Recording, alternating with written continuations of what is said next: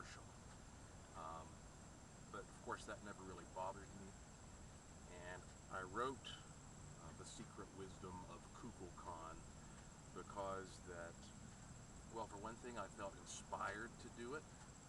And also after 20 years investigating some of the weirdest activity in the world, it seemed like time to stop and sort of take stock in what I had learned.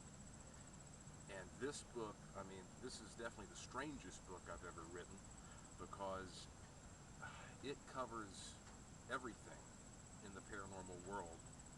I mean, we dig into the shape-shifting reptilians and spirits and UFOs and aliens and cryptids and psychic phenomena.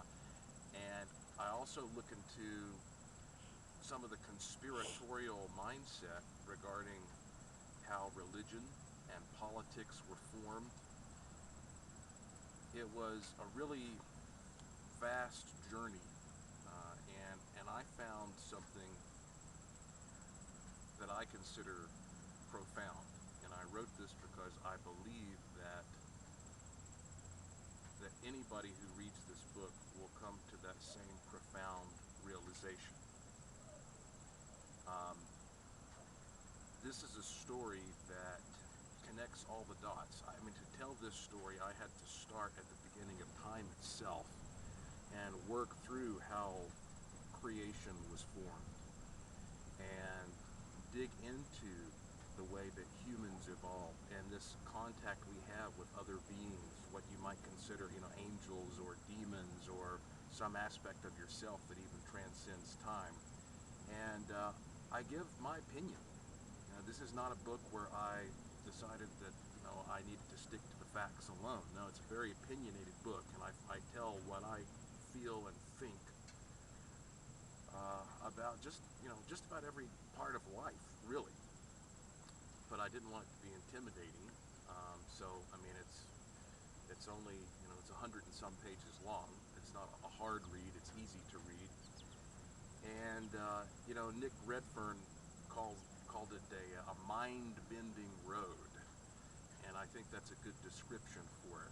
Starting at the beginning and taking us up all the way into where we are now, where you are now, where I am now, and piecing all this together. Kukulkan actually represents a small part of the story, but a very significant part, because Kukulkan, the ancient Mayan deity, sort of represents the essence of this communication that is happening between us and other realms, and why 2012 is important. Why does everybody talk about that year 2012? And I really became fascinated by Kukulkan after visiting some of the ancient Mayan ruins. For example, I went to Lamanai down in Belize, the most secluded of the ancient ruins, and I discovered that archaeologists uncovered a chamber in the middle of the village that stored liquid mercury. And this is a great mystery. Archaeologists don't know how exactly they got this liquid mercury and why it was there. But when I learned this meant something to me, because I knew about liquid mercury being used by the Nazis trying to create machines that would warp space-time.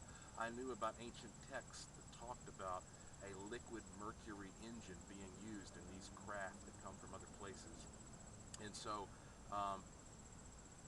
Kukulkan and the interaction that he had with the people then was a good point, a good subject for me to use to take the ancient times and connect them to what's happening right now in our world today.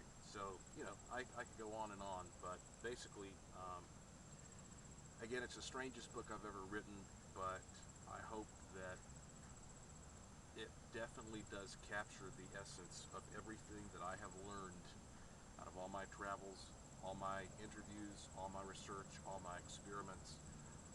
I tried to capture it all right here. So there is more information about the secret wisdom of Kukulkan at my personal website, and that is joshuapwarren.com. There's no period after the P, but it's all there at joshuapwarren.com. Sonoran